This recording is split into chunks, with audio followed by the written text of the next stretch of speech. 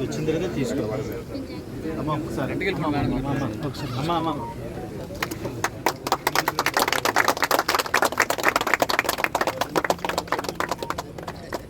కొంచెం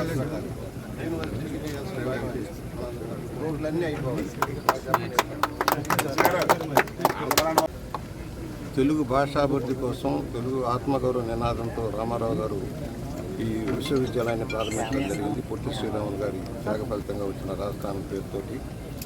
ఇవాళ ఇక్కడ గత ప్రభుత్వ నిర్వాహకం వల్ల ఎక్కడ వేసిన వంగలు అక్కడే ఉంది. రాష్ట్ర విభజన వల్ల 10th షెడ్యూల్లో చేర్చబడ్డ తెలుగు విశ్వవిద్యాలయం ఆస్తులన్నీ కూడా తెలంగాణకు తగలబడి దీన్ని మూలన పెట్టడం జరిగింది. ఇప్పటికీ కూడా 10th షెడ్యూల్ కార్యక్రమాలు పూర్తి కానందువల్ల నిధులు సమీకరించడంలో చాలా ఇబ్బందులు పడుతూ ఉన్నాం. మునిరత్న నాయుడు గారు వైస్ చైర్మన్గా వచ్చిన దగ్గర నుంచి, వీసీగా వచ్చిన దగ్గర నుంచి కూడా ఒక ఆలోచన విధానంలో వెళ్తున్నాం. నాకున్న పరిధిలో రుడావారితో మాట్లాడి, చైర్మన్ గారితో మాట్లాడి దానికి ఒక 75 లక్షల రూపాయలు కేటాయించి రోడ్లు వేస్తున్నాం ముందు టాప్ ప్రయారిటీలో. అలాగే వివిధ గ్రాంట్లు ఓఎన్జీసీ వారిని, పేపర్ మిల్లు వాళ్ళని అడిగి కొంత గ్రాంట్లు కూడా సమీకరించేదానికి ప్రయత్నం చేస్తున్నాం. ప్రభుత్వానికి కూడా మనం విజ్ఞప్తి చేసిన అసెంబ్లీలో కూడా డిస్కషన్కి వచ్చినప్పుడు దీన్ని కొంత నిధులు 10th షెడ్యూల్ వచ్చేదాకా కాకుండా కొంత నిధులు కేటాయింపు చేయమన్నాం. 20 కోట్ల రూపాయలు కూడా ఇస్తామన్న హామీ కూడా ఉంది. 20 కోట్లు వస్తే చాలా వరకు దీనికి పాత భవనాలన్నీ ఆధునీకరించేదానికి ఒక మంచి వాతావరణం కల్పించడానికి వీలవుతుంది. ఏదైతే అగ్రికల్చర్ కాలేజీకి ఇచ్చిన భూమి కూడా ఆ పర్పస్ అవడంతో ఆ ల్యాండ్ మళ్ళీ యూనివర్సిటీకి హ్యాండ్ ఓవర్ చేస్తాం. యూనివర్సిటీకి తగిన ల్యాండ్ ఉండాలి, యూజీసీ నార్మ్స్లో తగిన ల్యాండ్ ఉండాలి. దాన్ని కూడా మేము వర్కౌట్ చేస్తున్నాము. దాతలను కూడా విజ్ఞప్తి చేస్తున్నాం. మాతృభాష పరిరక్షణలో భాగంగా దీన్ని నిలబెట్టుకోవాలి. మాతృభాషకు ప్రయారిటీ ఇవ్వాల్సిన అవసరం ఉంది. పరభాష వ్యామోహం కంటే మాతృభాషలో విద్యాబోధన అనేది టాప్ ప్రయారిటీలో ఉండాల్సిన అవసరం ఉంది. మన భాష ఇతర తమిళనాడు, కేరళ, కన్నడ ప్రాంతాలను చూసినప్పుడు దక్షిణ భారతదేశంలో మనం వెనకబడి ఉన్నాం. మన భాషని పటిష్టం చేసుకోవడంలో, పరిపాలనా సౌకర్యాలు ఏర్పాటు చేసుకోవడంలో కూడా మనం వెనకబడ్డాం. పరిపాలన అంతా కూడా తెలుగు భాషలోనే జరిగేలాగా చర్యలు చేపట్టాల్సిన అవసరం ఉంది. భాషను కూడా అవసరమైతే కొంత సంస్కరించాల్సిన అవసరం కూడా ఉంటుంది. ఎందుకంటే తెలుగు భాష కొంచెం కఠినంగా ఉంటుంది. అనేక అక్షరమాలలో ఉండటంలో కొంత ఉంది. తమిళ భాష, కన్నడ భాష కొంత ఆధునీకరించుకోగలిగారు. మనం ఇంకా చేసుకోవాలి.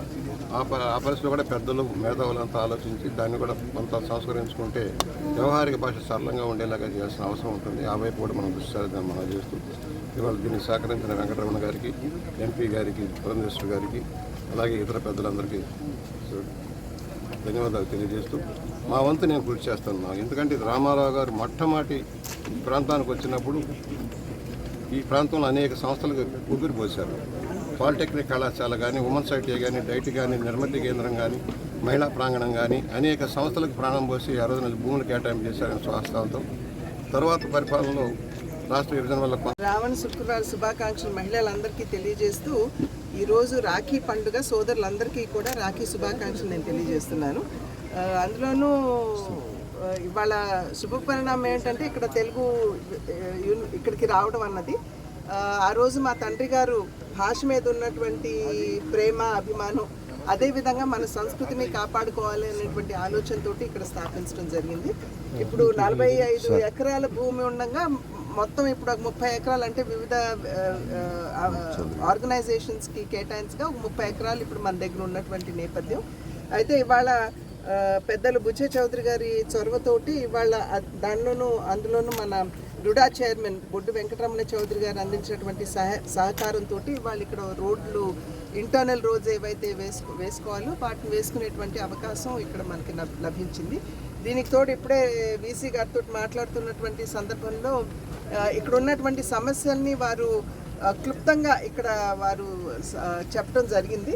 వారికి కూడా నేను చెప్పాను, ఒకసారి అందరం కూర్చుని కూలంకుషంగా దీన్ని చర్చించి ఏ విధంగా తిరిగి దీన్ని రివైవ్ చేయాలో, దాని మీద దృష్టి కేంద్రీకరించవలసినటువంటి బాధ్యత అయితే ప్రజాప్రతినిధులుగా మాకు ఉంది. అదేవిధంగా వీసీ గారు కూడా ఒక ప్రతిష్టాత్మకమైనటువంటి ఈ సంస్థకి అధిపతిగా వారు కూడా దీని మీద దృష్టి కేంద్రీకరించాలి. కనుక మా సంపూర్ణమైనటువంటి సహకారం వారికి ఉంటుందని చెప్పి తెలియజేస్తున్నాను.